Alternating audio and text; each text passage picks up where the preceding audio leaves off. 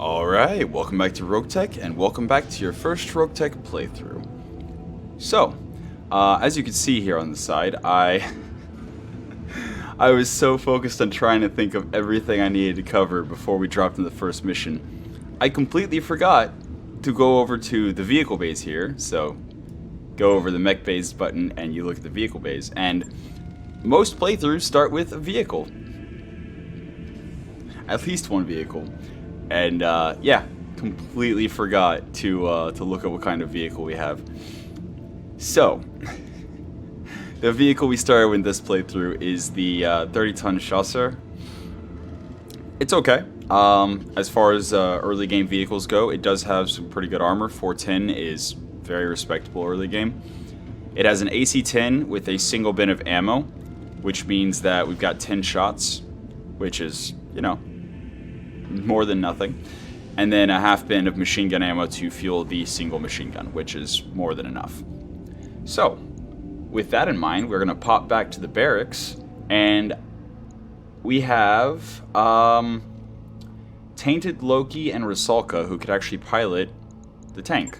But Rusalka, again, is our evasion Mechwarrior, so she's definitely going in the 20-tonner. But we also wanted to bring, I believe, Huldra.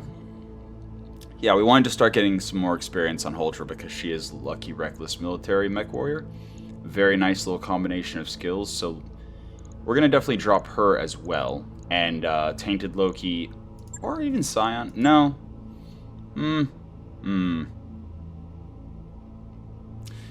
Either our commander or Tainted Loki will go in the tank. I'm thinking probably Tainted Loki. Mostly because the Lucky, the bonus to clustering, is going to be really good on something that has more than an AC-10. So, yeah, we're gonna put Loki in the tank. But yeah, other than that, we're going to drop on the VTOL facility protection mission. We're gonna hope that we get some VTOL assistance from our employer, and hopefully they help. But regardless, we're gonna, as I discussed last time, probably gonna go for 763,000 C-bills. We still get 2 priority picks. So if we went full C-bills, we wouldn't get any priority picks. But just going one tick, pip, whatever, one step. There we go. One step above nothing. We're actually getting 2 priority picks, and yeah, if we went to 3, then we'd get 5 priority picks. But especially early game with a 1 skull mission, if planetary government drops some really high tech stuff like some clan tech or, you know, risk weapons or something, the extra 3 priority picks could actually very much make more than the 300,000, 330,000 that we're looking at. But since we only have till the end of the financial report to buy those things that we've already got our eyes on, I'm going to prioritize the reliable improvements over the chance for even better improvements.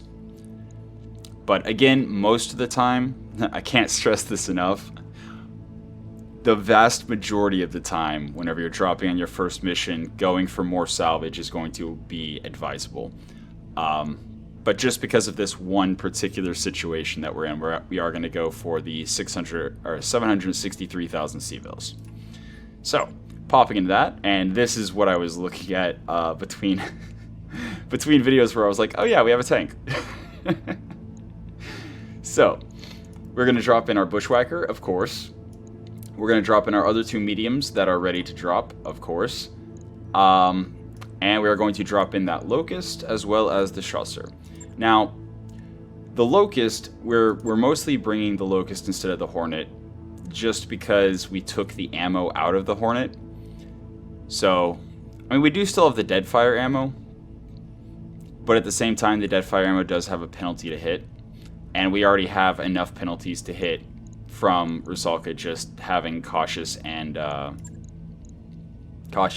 Jinxed. So, well, specifically Cautious. Jinx doesn't cause... Womp, womp, womp, womp, womp. Literally just because of the cautious giving us the -1 accuracy. The idea of dropping with the Deadfire ammo giving us a further -2 accuracy is just a bit much. Meanwhile, the Locust, we do have machine guns, which will be really nice for potential crits if something gets opened, and the just 2 medium lasers that we can shoot willy-nilly. But again, mostly dropping the Locust and relying on the narrow low profile and the high mobility, which actually I think, yeah, it's also better than the Hornet. The Hornet's only a 5'7", 5 move, 7 sprint. So whenever, as I go through, anytime I'm talking about mech movement, I'll say something like 5'7", and that just means the first number is the move speed, and the second number is the sprint speed in hexes. So the Locust here, you can see, has 813 instead, so it's going to get more evasion just from being faster. And then on top of that, Rusalka is going to be adding 3 evasions, so hopefully the Locust doesn't get hit much at all. So, yeah, we're dropping the Locust. The Chaucer, again, we're going to put Tainted Loki in there. I'd rather put Huldra in it because she's very unlikely to hit much of anything right now with the 2 gunnery, 2 tactics, but she can only pilot mechs. We could also put in Braver.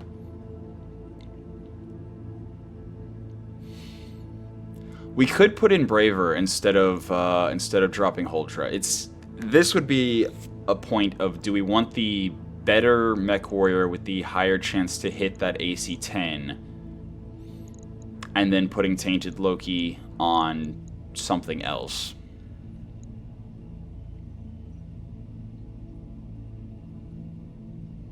I think that is the better option. I mean, I would love to start getting experience on Huldra, but then again, 1 evasion ignore, and it is just an AC 10. And skilling up and improving Braver is going to cost us more per financial report. So I really do think I'd rather just have him passively gaining experience until we have something that actually needs -3 recoil. So yeah, no, we're going to drop Tainted Loki in the tank. We are going to put, I think we're going to put Sarge in the Phoenix Hawk. Because the Phoenix Hawk, first of all, has a mask, and she has 4 piloting. So she'll be able to use it a bit better without it potentially exploding on our legs. Also, I failed to mention that whenever I was discussing the ammo. Putting ammo in legs is a bad idea if you're running a mask.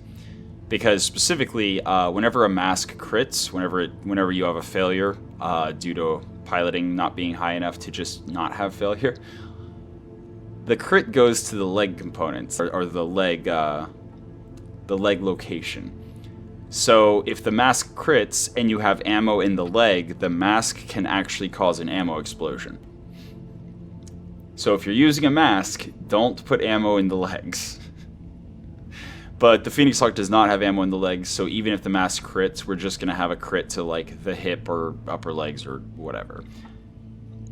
But having the 4 piloting will make it less likely to crit than having just 3. Let's drop...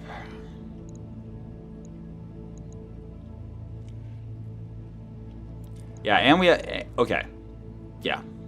That is the deciding factor. I've been mentally going back and forth for a minute to try to think of whether it would be better to start bringing Huldra and getting her experience, or start bringing Braver and getting him experience while also having better hit chance.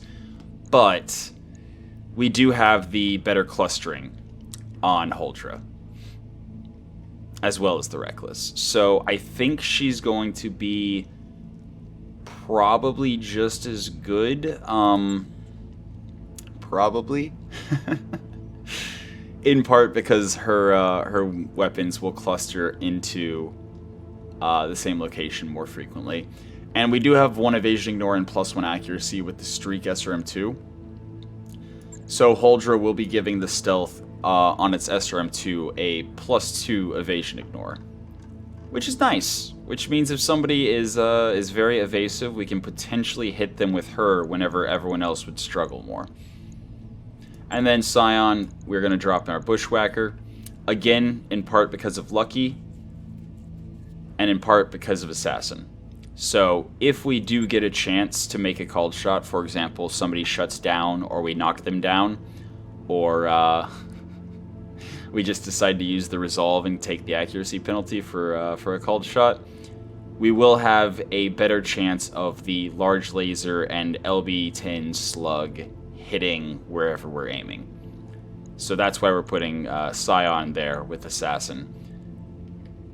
And then again, Disgraced, dropping Sarge on the Phoenix Hawk.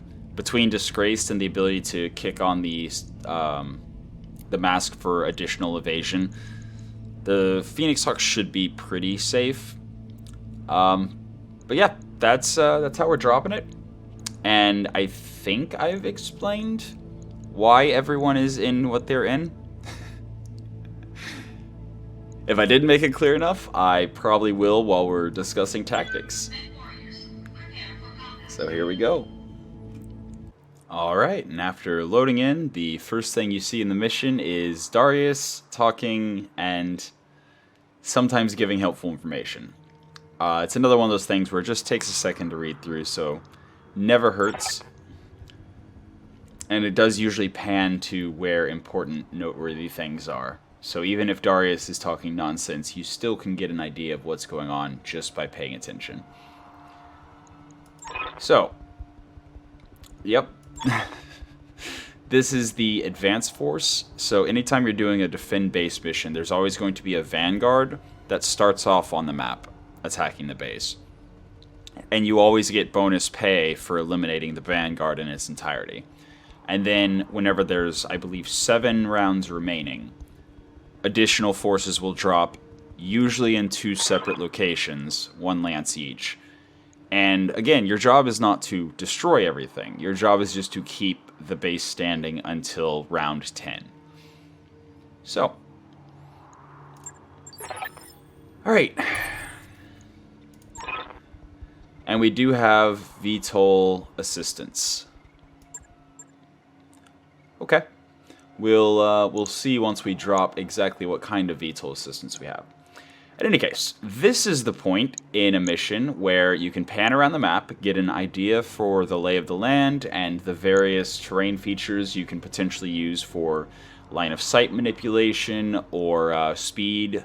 For example, whenever you're running downhill, you gain additional hexes of movement. When you're running uphill, you get less hexes of movement. Roads also increase your mobility. So you can really get an idea of where everything is as far as the terrain goes whenever you're getting ready to drop and deciding where you want to start. Now, a defend-based mission, you pretty much always want to start either in a position where you can defend the base or in a position where you can hopefully destroy the vanguard very quickly.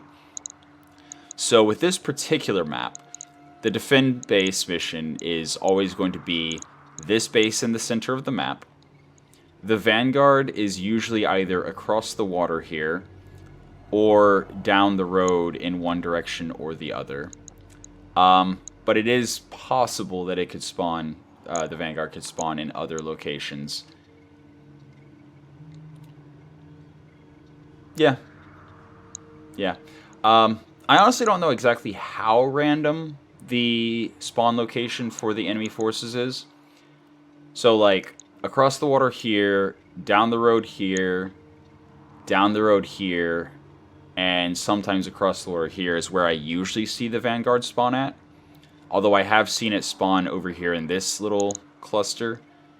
So, yeah, just pay attention whenever you're dropping in the mission to see where the enemy is. So, whenever you hover a objective on the map, or an objective marker on the map, you can see on the left side of the screen the particular objective that is marking is flashing, strobing, whatever effect you want to call that, to show you which of the objectives that is. Likewise, you can go to that objective and hover it, and it'll show on the map by the same kind of pulsing effect which of the markers it is. So, yeah, that's the Vanguard. You can hover the objective and see that that's flashing as the Vanguard. The primary objectives are the ones that are surrounded, or that it's the plus sign that's solid with the sort of like sideways brackets around them or whatever. That's always the designation for a primary objective, so you must do that or you fail and don't get paid. Whereas the crosses that have the dot in the middle that aren't contiguous, those are optional objectives. Whenever you do complete an optional objective, you will always get better pay, sometimes even better salvage, for having completed the extra objectives. Also worth noting, some optional objectives, if you fail the optional objective or don't complete it by the end of the mission, you might lose C-bills from your payout. So especially the more C-bills you go for in a mission, the more important it is to try to make sure that you complete as many of the optional objectives as possible. Now, on the Defend Base mission, the objective that's going to give you the highest bonus payout is always going to be the Ensure All Buildings Survive objective. Now, it's also kind of challenging because that requires you to prevent any building from falling at all. And especially since it's our first mission, I'm not so sure that we'll be able to, since obviously the best way to do that is to just destroy the enemies before they can destroy a building. We're going to try, but I don't have high hopes for it. But if we do manage to pull it off, that's going to be a massive increase to our pay beyond the 700,000-ish that we negotiated for. So, that is, I believe, everything about the objective interface. Oh, yes, that. So, the escort zone. I don't think it's going to matter in this particular defend base because pretty sure it said we didn't have turrets. But usually, most defend base missions, you'll also have an allied force of usually 2 vehicles or 2 mechs. And it actually doesn't show anywhere. But they will start somewhere, and they will head towards the base. And this escort zone is where they're trying to get to. Now, if there are base turrets, stationary defenses of any kind, once your allies get to the escort zone, they will activate whatever base defenses are available.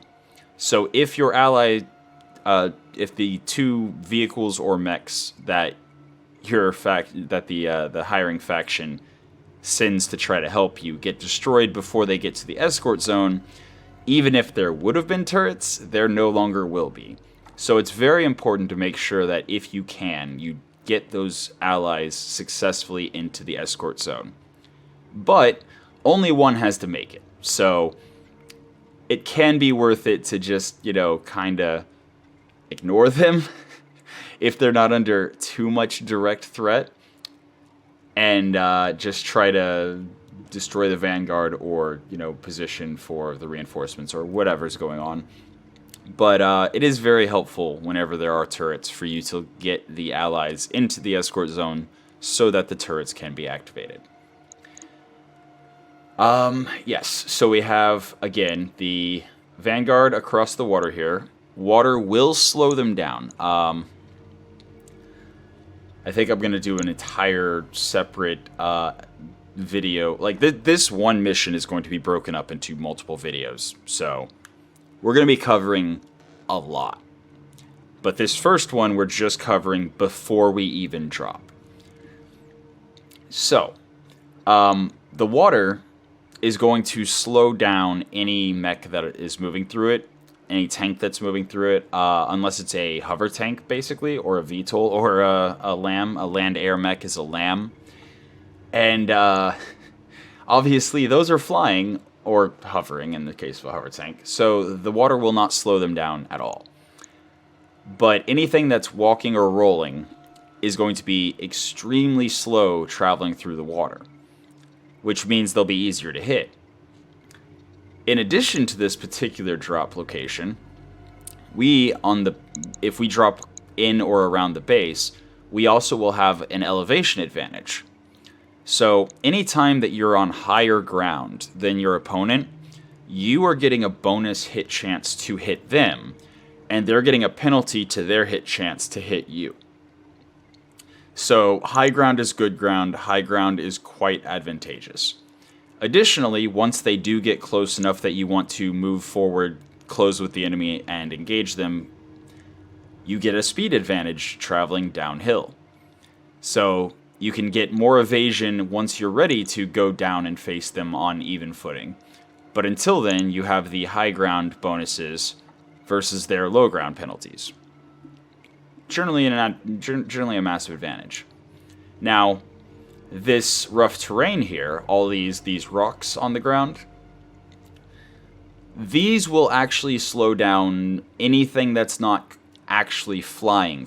So VTOLs and lambs will not be affected by rough terrain, but even hover tanks move slower over rough terrain, unless that changed at some point. But generally, hover tanks move fastest and best on either open ground, roads, or water.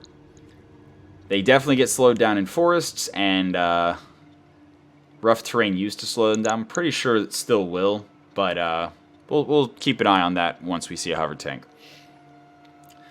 You'll see also that there is a little bit of brush and foliage here that they are dropping in. So whenever they first are dropped in, whenever they are beginning to activate, they might have cover in the forest, which will reduce the damage they take and increase the difficulty of shooting at them. But as soon as they move out of this initial cover, it's just open water until they get closer to the base and to where we're going to be spawning. Because again, high ground is good ground, so we're definitely going to be dropping on the high ground up here by the base. It can be worth considering whenever you are deciding where to drop, exactly what kind of loadouts you have. So if you have a lot more long-range equipment and weapons, it can be a very, very good idea to drop very far away. Especially on like a defend base mission where they will be focusing the buildings, so if you drop on the other side of the buildings, you can guarantee they're not going to start shooting at your mechs until you're ready to engage. But that does come with the trade-off of they're then shooting the buildings before you're ready to engage. Ridge lines can disrupt line of sight. Most weapons need line of sight to fire. LRMs and arrows and thunderbolts are a big part of indirect fire and mortars, but for most weapons you will need line of sight, which means if they are hiding behind a ridge, then it can be a little bit problematic to get into contact with them, especially if you're up a mountain and across the water. But they still have to get line of sight to you to fire most of their weapons, so it's fine. I think that's about every consideration we have here for deciding where to drop. So let's go over the camera controls real quick, just in case you want to know the exact details of looking around. So the mouse wheel zooming in is scroll forward, zooming out is scroll back. If you click your mouse wheel, it will kind of center to wherever your mouse cursor currently is. So if you want to quickly look at one particular thing, you can just middle mouse click on one particular thing, and it will go straight to that. Now, you used to be, you can still click on an objective. So here, even though we don't have a marker for it, whenever I clicked cover returning patrol, it went to where the patrol is starting. So the patrol is actually spawning completely across the map from the Vanguard, which means we don't have to worry about them at all. But yeah, so you can click objectives to pan the camera directly to them, and the zoom will stay, or will reset, not stay, will reset whenever you do that. Doesn't really matter what you do. Whenever you pan to to a location, the pan to location command or function, whatever you want to call it, automatically resets the zoom level. So, yeah. Although I don't think it fully resets the zoom level. I think it only resets the zoom level if you're zoomed in. Yeah, in any case, zooming in, zooming out is middle mouse button in and out. Clicking middle mouse button is pan to location. Clicking objectives pans to them. You can right click and hold, and it will let you rotate the camera freely, which will let you also do the pitch and yaw of the camera. So you can literally get whatever view angle that you want with just a little bit of manipulation. The keyboard shortcuts for rotating the camera is Q and E. If you tap them, it's a very small rotation. If you hold them, you can spin you can spin around very easily. And unlike the right click, where if you accidentally move your mouse up or down a little bit, it'll change the pitch and yaw, you can just use the Q and E to maintain the exact angle from the ground, but just rotate. Then WASD lets you pan around freely. So if you want to just, skim around the battlefield without jumping to a particular location with the middle mouse click, you can do that. And I honestly don't remember what the pitch and yaw shortcuts on the keyboard are, because I literally just use the mouse for everything except for rotation and panning. So if you want to use anything other than panning and rotating with the keyboard, look it up. Let's see. What else? I know I'm forgetting something.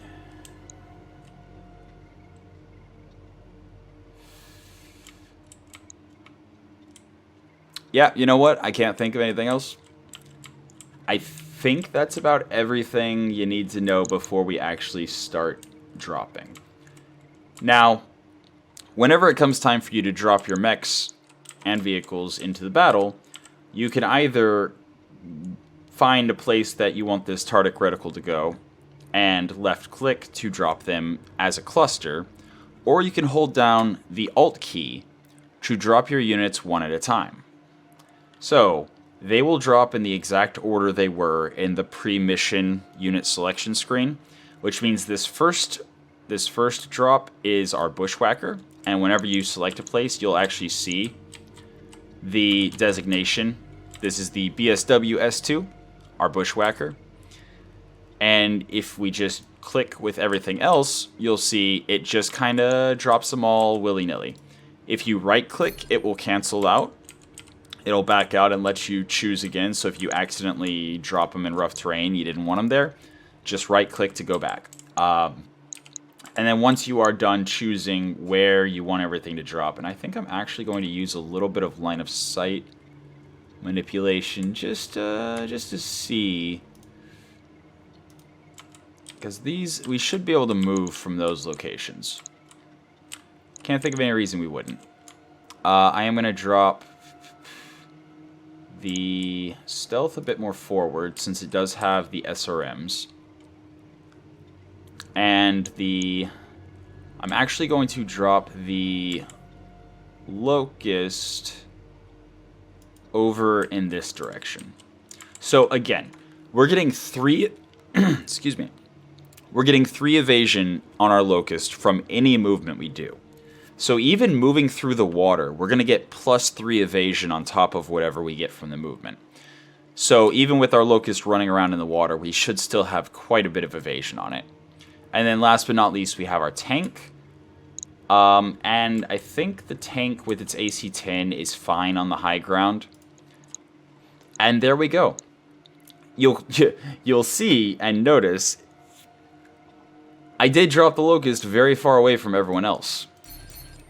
And if I back out and I click like that, and it just chooses everything, they're always going to be in a cluster. So sometimes it can be very advantageous to really just manually choose where to put everything with the Alt key, unless you're dropping on a complete and total cakewalk and you know that you're just going to obliterate everything before you take any damage.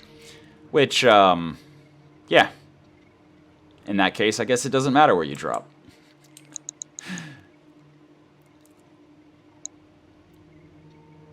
Yeah. We're gonna stick with the exact plan that I just got done going over. Yep. I mostly just was gonna back out to show you the yeah. So this is how we're dropping. Again, we have our patrol, our allied patrol, returning from this direction over here.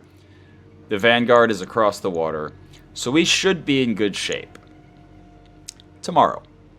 For now, that's been your episode of Roguetech for the day. I hope you enjoyed it, and until next time, have a good one.